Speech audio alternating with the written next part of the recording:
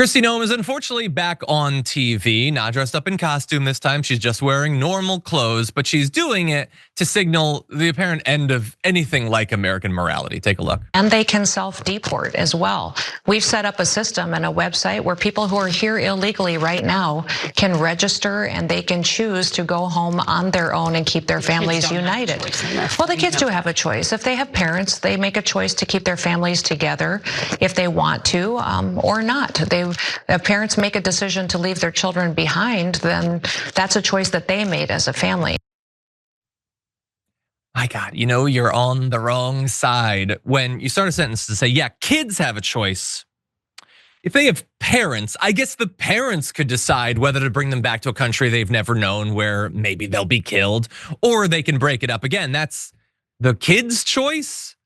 How does her family function? That's not the kids that are choosing that. That's the adults that are choosing that. Or more likely, that's what the ICE agents are doing. That's what the men in black are choosing for them. The kids aren't choosing any of that. Look, Kristi Noem, if you're gonna be a part of this regime, if you're gonna be an enthusiastic part, as you are, of this horrible turn that our government has taken, just own up to it. Like, you don't mind if families are broken up. You don't mind if kids are caged. You don't mind if kids end up in Guantanamo Bay. Don't try to run from it when you appear on the news. And I know how much you want to be on the news. I don't begrudge you that or anything. But let's be clear that they're breaking up families. Now, she says, I don't know that we're actually reviving it. Biden didn't follow the law. He made decisions to ignore federal law and how he handled immigration and enforcement within our borders. If you break our law, then there's gonna be consequences. So again, it's like, she just says the opposite of what she means, and she gets to it through the course of the paragraph. So we're not reviving it, but then she's like, yeah, we did used to do it and Biden didn't, and we're doing it now. That's what reviving it is. Again, the kids aren't making the choices, and yes, you are reviving it. Do you know how words work? You seem confused about the concepts, but anyway, ICE is detaining parents with deportation orders along with their children at a facility in Texas as of last Thursday. So kids are once again being detained. We'll see if they're being kept in the same cages as their parents or in different cages. I'm sure kids are gonna start going missing again as they did the last time. And so only one more excerpt I wanna get to before we discuss. So noting that DHS has run up against capacity issues under the president's new mass deportations, she was asked, this is Brennan, was asked about, Brennan asked Noem about whether the administration would use military bases like Fort Bliss to detain immigrants, sort of using these for more capacity. And she says there is, yes, a plan to use the facilities at Fort Bliss for detention facilities. So the normal facilities they use now, military bases, it's gonna be Guantanamo for kids as well. We know where we're going. Trae, what do you make of this?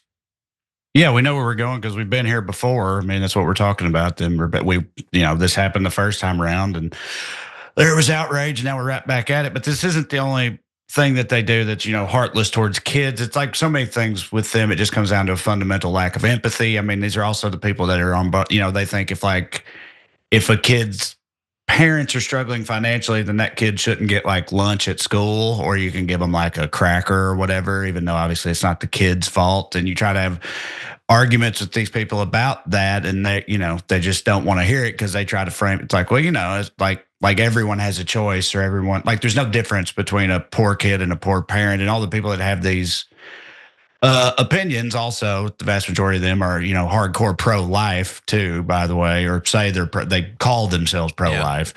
Yeah. And so it's all just shameful and hypocritical and upsetting. But that's kind of the that's the order of the day, as it were. So yeah, I'm not surprised by any of it. Although there's some people that are surprised by some of this. What I mean is it seems like there's a new story or social media post every other day from someone who's like purporting to be a Trump supporter who's can't believe that they're doing all this deportation stuff or whatever. It's like that.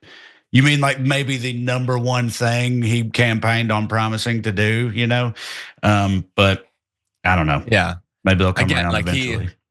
I think he mentioned the deportations on the campaign trail. Yeah. Maybe the Trump supporters weren't listening, but I feel like they mentioned it. But anyway, yeah.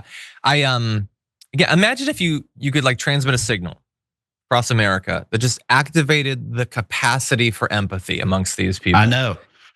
Imagine how different our country. I know. I was just talking about this on like my Patreon yesterday, which we don't have to plug the Patreon, but that does remind me. I have a special coming out on Thursday on YouTube, by the way, called nice. Trash Daddy. Maybe a weird time to bring it up and kind of a weird name and context. But anyway, I love the name. You guys watch that Trash Daddy on YouTube this Thursday. But yes, I was just talking to my Patreon yesterday about how like I'm the more I think about it, the more I think that just kind of all of it comes back to like where any one person falls on the like empathy meter or empathy scale. You know what I mean? I think that like we exist on an empathy spectrum, like so many other spectrums that humans exist on. And it's like, I think everything with MAGA and the recent turn American culture has taken comes down to a lack of empathy. And yes, if you could, and I don't think you can, I don't think a person can even like learn. That's the discouraging part is I don't think there's much you can do to engender empathy in a person, but if they could develop an empathy ray,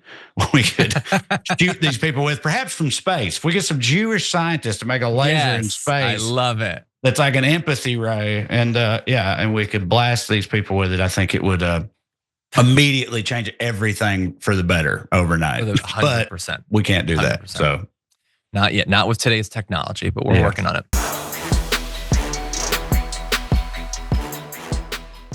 Members make a difference here at TYT. You help make the show happen, and we see you in the chat with your loyalty badge. Click the join button to become a member today.